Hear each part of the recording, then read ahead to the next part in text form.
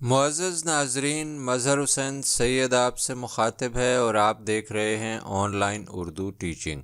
آج ہم مشہور مزاحیہ شاعر دلاور فگار کی ایک نظم لاری پڑھیں گے، مشکل الفاظ کے معنی سمجھیں گے اور اس کی تشریح و توضیح کرتے ہوئے کچھ متعلقہ اشعار بھی دیکھیں گے۔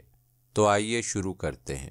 گھر آنے کو جب مل نہ سکی کوئی سواری، سوچا کہ چلو چل کے پکڑ لیں کوئی لاری، اپنے سے بھی ناراض پیسنجر سے بھی برہم، آمادہ پیکار تھا کنڈکٹر اعظم۔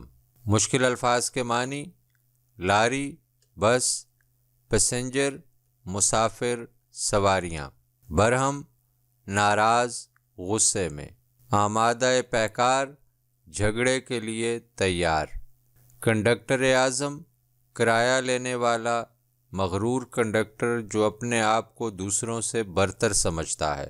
دلاور فگار اردو کے مشہور مزاحیہ شاعر ہیں۔ ان کی مزاحیہ نظموں اور قطعات کی بدولت انہیں بہت مقبولیت نصیب ہوئی۔ وہ روزمرہ زندگی میں ہونے والے واقعات کو اتنے خوبصورت اور دلچسپ انداز میں پیش کرتے تھے کہ پڑھنے والے ہنس ہنس کر لوٹ پوٹ ہو جاتے تھے۔ نظم لاری بھی ان کے مخصوص انداز کی ایک انتہائی دلچسپ نظم ہے۔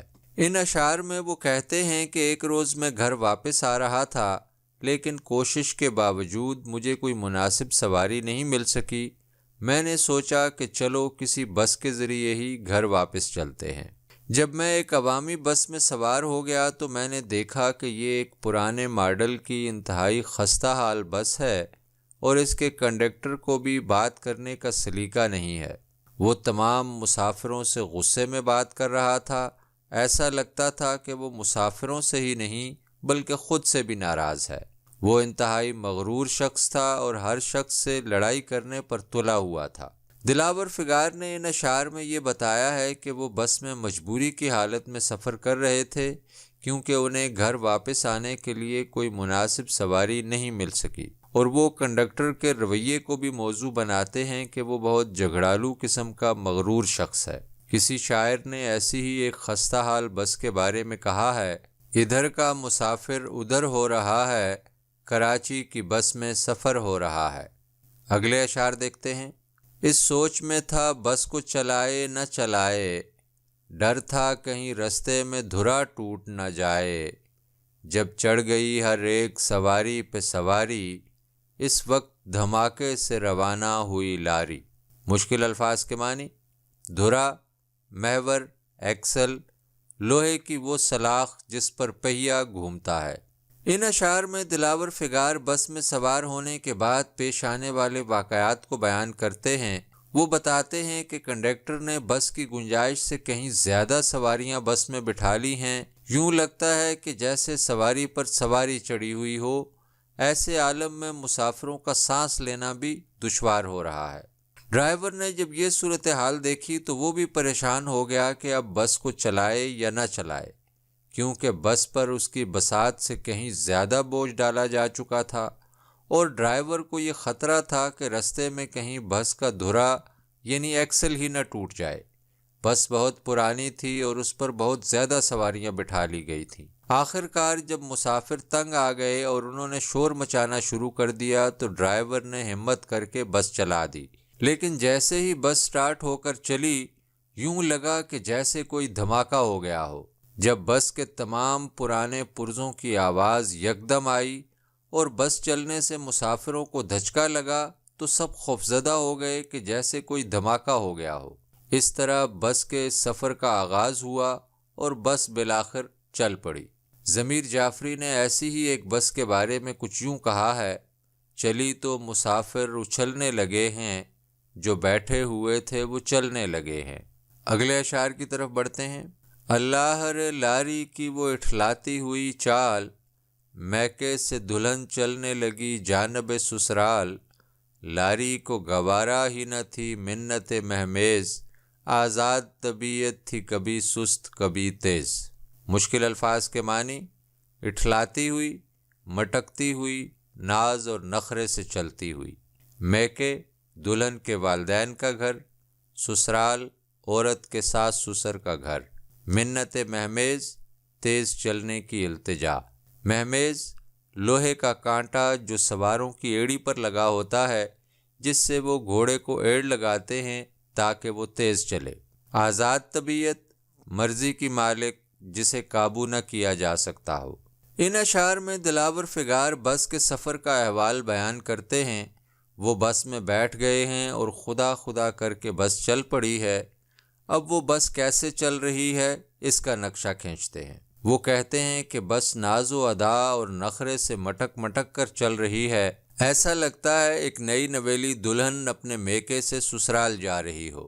جب دلہن پہلی بار سسرال جا رہی ہوتی ہے تو وہ بہت آہستہ قدم اٹھاتی ہے اور ایک خاص ادا سے چلتی ہے۔ وہ کہتے ہیں کہ بس بھی اسی ناز و ادا سے چل رہی ہے۔ شاعر نے پرانی بس کے آہستہ چلنے پر انتہائی خوبصورت انداز میں طنز کیا ہے۔ اس کے بعد وہ کہتے ہیں کہ بس کو یہ پسند نہیں کہ کوئی اسے تیز چلانے کی کوشش کرے۔ ڈرائیور لاکھ کوشش کرتا ہے کہ بس ذرا تیز ہو جائے، لیکن بس اپنی مرضی کی مالک ہے۔ وہ ڈرائیور کی پابند نہیں ہے، جب چاہتی ہے تیز ہو جاتی ہے اور جب چاہتی ہے سست ہو جاتی ہے۔ بس بہت پرانی ہے اور اس کے تمام پرزے گھس چکے ہیں، اس لیے ڈرائیور کی پوری کوشش کے باوجود وہ درست طور پر کام نہیں کر رہے ہیں۔ اس لیے بس مکمل طور پر ڈرائیور کے قابو میں نہیں ہے، بلکہ خود ہی تیز ہو جاتی ہے اور کبھی خود ہی آہستہ ہو جاتی ہے۔ شاعر نے دلچسپ انداز میں اس کو بس کی آزاد طبیعت کا نام دیا ہے۔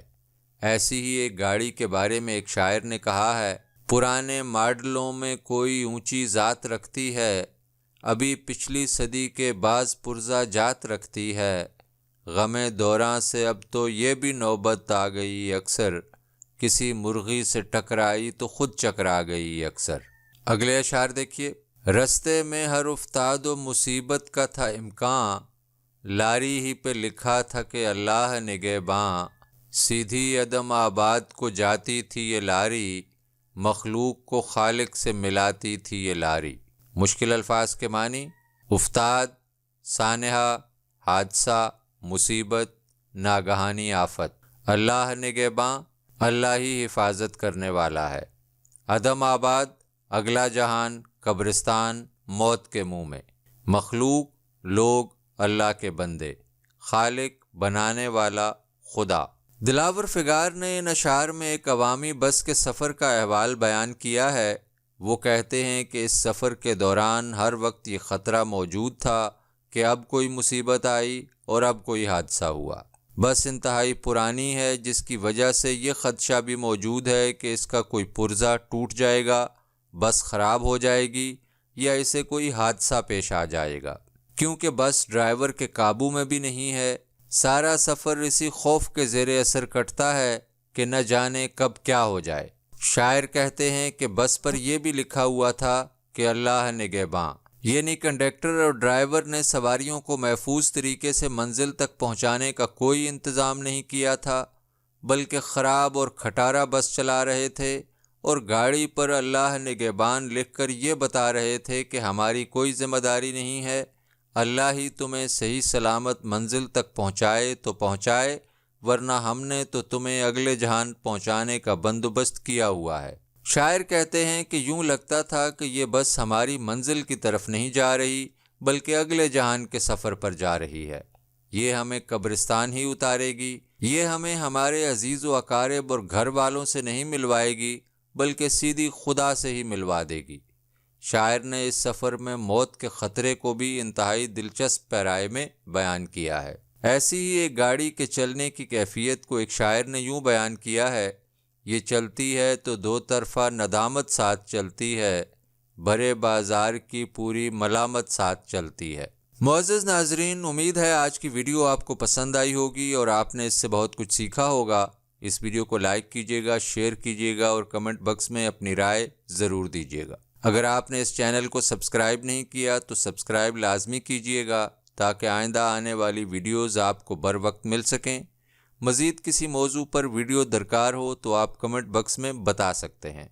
ملتے ہیں جلدی کسی نئی ویڈیو کے ساتھ۔